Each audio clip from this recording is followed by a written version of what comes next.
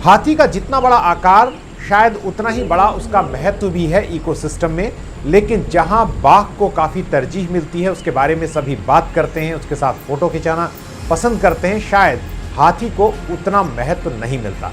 और यही वजह है कि जहां एक ओर बाघों की संख्या बढ़ रही है, जो कि एक अच्छी खबर है, वहीं गजराज संकट में।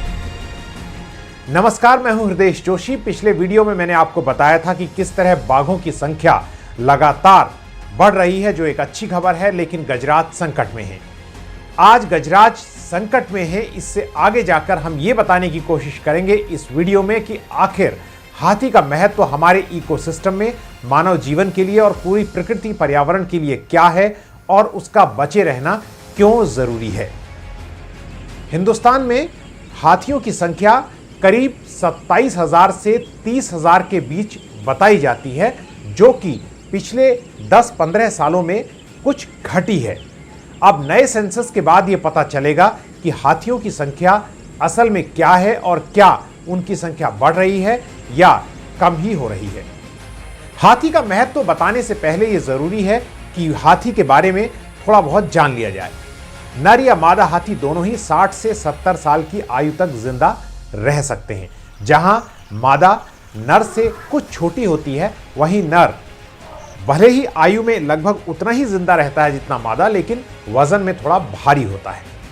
2500 से 4000 किलोग्राम तक किसी मादा का वजन हो सकता है, लेकिन 3000 से 6000 किलोग्राम तक भारी नर हाथी होते हैं। एक हाथी पूरे दिन में 150 किलो से ज्यादा भोजन खा सकता है और उसको जीवित रहने के लिए 60 से 70 लीटर पानी चाहिए। लेकिन अगर पानी उपलब्ध हो तो एक दिन में एक हाथी, एक स्वस्थ हाथी 200 लीटर तक पानी भी पी सकता है। तो इस आंकड़े से यह पता चलता है कि हाथी कितना विशाल है और उसकी जरूरतें क्या है। अपने पूरे दिन में हाथी जो है वो 16 घंटे खाने में बिताता है, यानी जो खाने की जो प्रोसेस है उसकी वो 16 घंटे चलती है। और इसके लिए अपने भोजन को ढूंढने के लिए, क्योंकि संसाधन हमेशा उपलब्ध नहीं होते, इसलिए हाथी 18 से 19 घंटे तक मुख्तलिफ जगहों में जगह जगह भोजन की तलाश में चल भी सकते हैं।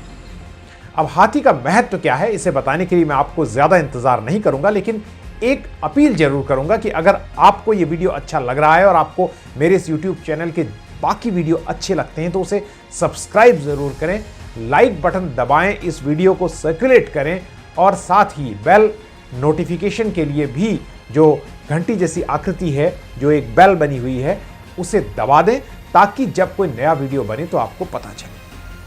हाथी आखिर महत्वपूर्ण क्यों है, इसके लिए 3-4 वजहें हैं और हम आपके साथ कुछ डॉक्यूमेंट, कुछ लिंक भी शेयर करेंगे जिससे आपको पता चलेगा। आप ज़्यादा पढ़ सकते हैं और पता कर सकते हैं, इंटरनेट पर काफ़ी सामग्री भी उपलब्ध है। लेकिन हाथी महत्व कुछ वजहों से है, जिनमें पहली वजह है उसका आकार और उसके विचरण की जो आदत है, वो हमारे लिए बहुत महत्वपूर्ण है, पर्यावरण के लिए। बाकी जो जानवर, पक्षी, कीड़े मकोड़े वहाँ रह रहे हैं जंगल में, या उसका जो पूरा पारिस्थितिकी है, इकोलॉजी है, हाथी के शरीर और उसके विचरण से जुड़ा हुआ है।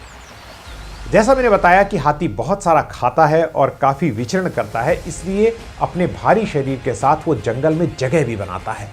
जगह बनाता है मतलब जंगल में जिन रास्तों में घना जंगल हो जाता है और कोई जा नहीं सकता, वहाँ जंगल रास्ते को तोड़ फोड़ कर हाथी जाने का रास्ता बनाता है, तो बाकी जानवर भी उस रास्ते का प्रयोग कर जंगल में इधर उधर घूम सकते हैं। वरना कई जगह जंगल इतने घने हो जाते हैं कि वहाँ सामान्य जानवर जो हैं छोटे, प्रवेश भी नहीं कर सकते।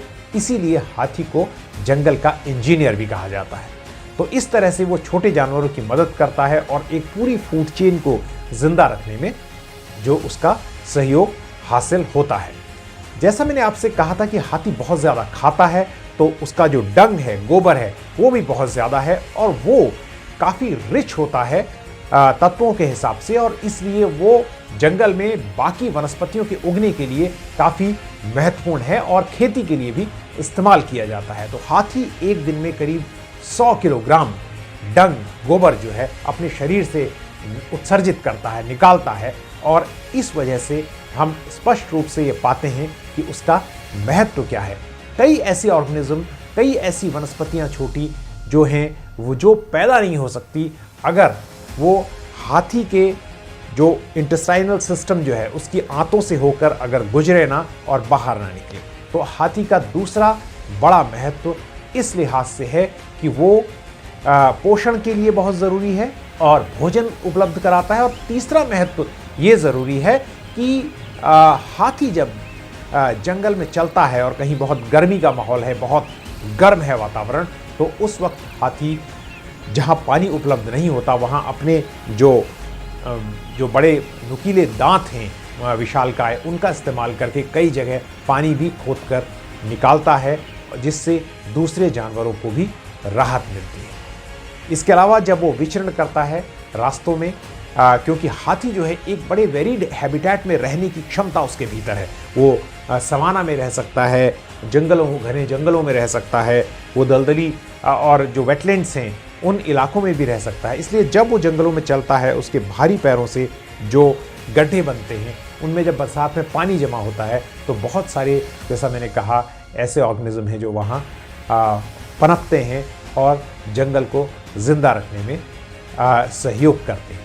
ये तो छोटी सी बात थी हाथी के बारे में। अगर आप पढ़ेंगे तो आपको बहुत सी जानकारी मिलेगी। हम भी आपके साथ वो लिंक शेयर कर रहे हैं। लेकिन हाथी को बचाना, हाथी को जिंदा रखना ज़रूरी है। सरकार कह रही है कि वो हाथी के लिए, उनको बचाने के लिए जो उनके हैबिटेट हैं, एलिफेंट रिजर्व हैं, उनकी संख्या लगातार बढ़ा रही है। 33 इस वक्त एलिफेंट रिजर्व हमारे पास हैं। लेकिन हाथी के हैबिटेट में जब हम सड़कें बनाते हैं या रेल लाइनें बिछाते हैं तो उसका फ्रेगमेंटेशन होता है और उसको मूवमेंट में दिक्कत होती है।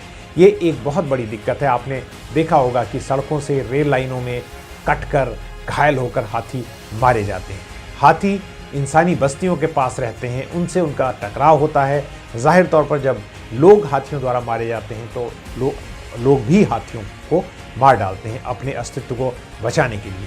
तो इस दिशा में काफ़ी काम किए जाने की ज़रूरत है। लेकिन इस वीडियो का मकसद था कि आपको केवल खूबसूरत दिखाई देने वाले बाघ के बारे में नहीं, बल्कि हाथी के बारे में बताया जाए।